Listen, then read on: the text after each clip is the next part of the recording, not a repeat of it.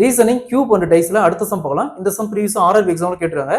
So இதுவும் previous some தான். ஒரு இமேஜ் கொடுத்துருக்காங்க. எக்ஸாம்பிள் ஒரு பேப்பர் கட்னு வச்சுக்கலாம். அதை 6 பிரிச்சு 1ல இருந்து 6 வரைக்கும் பக்கங்கள் கொடுத்துருக்காங்க. அதை பிரிச்சு 1ல இருந்து 6 வரைக்கும் நம்பர்ஸ் கொடுத்துருக்காங்க. அதை கியூபா மடக்கணும், கியூபா ஃபோல்ட் பண்ணா 2க்கு ஆப்போசிட்டா என்ன எண் வரும் கேட்டுருக்காங்க. ஸோ இந்த மாதிரி சம்னால எப்படி குயிக்கா சால்வ் பண்ணுறது பார்க்கலாம். ஸோ இங்க நம்பர்ஸ் கொடுத்துருக்காங்க. ஒரு சில டைம் ஏபிசிடி கொடுப்பாங்க, ஒரு சில டைம் சிம்பிள்ஸ் கொடுப்பாங்க, அட் ஹேஸ் மாதிரி சிம்பிள்ஸ் கொடுப்பாங்க. எது கேட்டாலும் சரி இது ஒரே ட்ரிக் தான். கொஸ்டின்ல ஒரு இமேஜ் கொடுத்துறாங்க. எக்ஸாம்பிளுக்கு ஒரு பேப்பர் கட்னு வச்சுக்கலாம். இதை கியூபா மடக்கணுமா, கியூபா மடக்கணும் எப்படி வரும், ஒரு கியூப்ங்கிறது எப்படி இருக்கும், இப்படி இருக்கும்.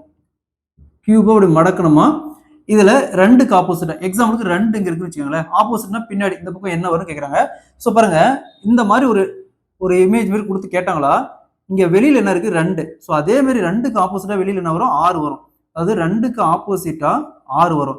ஒருவேளை 6க்கு ஆப்போசிட் கேட்டாங்களா 2 வரும். சரிங்களா? அடுத்தது இங்க பாருங்க 1 இருக்குது. 1க்கு ஆப்போசிட் கேட்டாங்களா, 1க்கு ஆப்போசிட் கேட்டாங்களா 4 வரும். ஒரு பிளேஸ் விட்டு அடுத்த பிளேஸ்.